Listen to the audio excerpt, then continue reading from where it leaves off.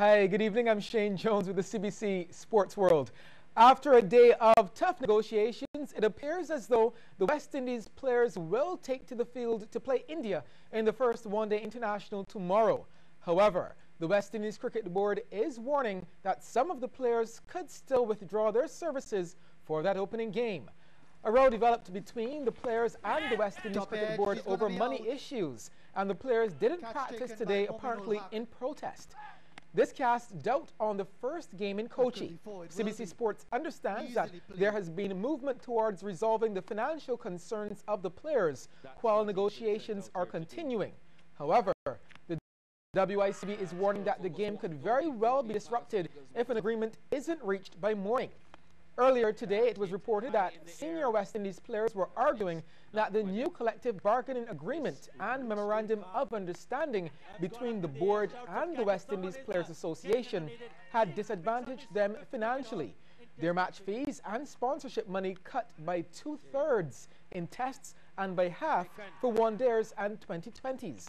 They're also questioning why squad members will now only get 50% of the match fee and not the full amount as they used to. Our source told us the players don't mind taking a pay cut, but consider it too deep and too sudden. The players reportedly say they should be given more time to reassess their personal arrangements.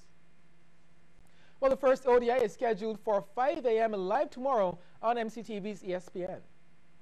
With some differences surfacing again in the West Indies team, I doubt their level of competitiveness will be what it should be.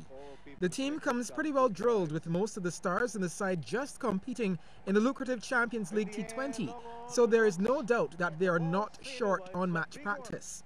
But mentally, they will struggle once again with off-the-field issues. Without Chris Gayle, this will be a big test of West Indies batsmen, especially in the middle overs when the Indian spinners will apply the chokehold. That is where England struggled against India. That is also where the West Indies are likely to struggle. Even if they can manage to not lose wickets and keep scoring at a fair pace against the spinners, they will merely bring the matches to even terms. I expect a lot from Marlon Samuels, who once again is playing to prove a point, but also to cement his place in the side after losing it. Dwayne Bravo's captaincy will be under the microscope as the regional side has not done well in 50 overs. On the flip side, Mahendra Singh Dhoni's record at home is excellent, something that is another X against the Windies. They will have to play very well. It seems as if it will only be a matter of time before CEO of the Barbados Cricket Association, Jeff Miller, gets his walking papers. A source who attended the association's monthly meeting last night said it was agreed to relieve Miller of his duties following a disclosure about his legal problems in the United States of America.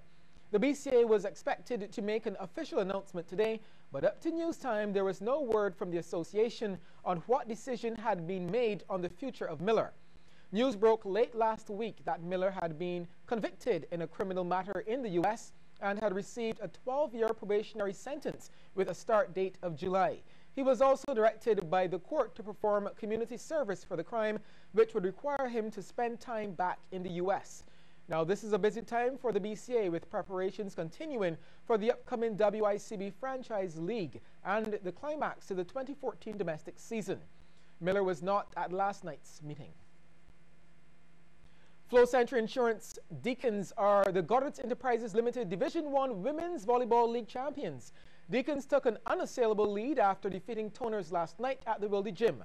Meanwhile, Deacons and Chargers remained at the top of the men's points table with victories last night as well. Deacons in green taking on Toners. Charlene Brown with the serve. Akila Phillips not getting this properly, but it did the job. Ashley Jordan with service for Toners. Too heavy. Deacons on the attack. Brown sets to Lisa Hunter for the kill. Deacons cut above Toners. Aliyah Durant could have done better there. And Deacons won in straight sets at 12, 20, and 21. The other women's game saw Warrens in orange and white taking on Carlton. Good recovery from Warrens, and Talia Lane powered through the middle. Lane with the serve now. Ooh, you can't do anything about that. Check out this placement from Carlton's Shireen Brown now. Beautiful. Warren's on the go, back set, but a good block by Toners. Couldn't beat Warren's though. They won 25-22, 25-20, 25-15. Over to the men now. Chargers in red taking on Calmere. Sean Simpson with that big left hand. Simpson again, powerful. Chargers now, great set. That's beautiful. The men in red once more, sweet. Calmere having some real issues this year, some frustration setting in as Chargers won 25-14, 25-12, 26-24. Deacons men now in their customary green taking on Juniors. Good hang time off the bat set, but straight into the net. Deacons on the attack off the fingertips and out. Cheeky from Juniors, that's Paul Doughty with the dink. Juniors, no real match though. Power from Shaquille Barker. And Deacons won in straight sets, 25-19, 28-26, 25-18. Pine Hill St. Leonard's capitalized on home court advantage when Christchurch Foundation visited them in a Round 2 Barbados Secondary Schools Football League game at Richmond Gap. CBC's Mark Seal reports that the home team struck first and never gave the visitors a look in. St. Leonard's wasted no time in putting the visitors on the back foot from the 4th minute. Rashad Phillips took the through ball from a Kobe Bell and waltzed past 4 Foundation defenders for the 1-0 lead. The second goal came as a result of a handled ball in the area from a corner kick. Bell was chosen, and he did the honors. 2-0 after just 19 minutes. Foundation managed to put a break on St. Leonard's run, but they lapsed one more time in the second half. In the 53rd minute to be precise, Christopher Shepard weighed his options of passing or shooting. He pulled the trigger, and it resulted in the goal of the match. It was also the final goal. St. Leonard's 3, Foundation 0.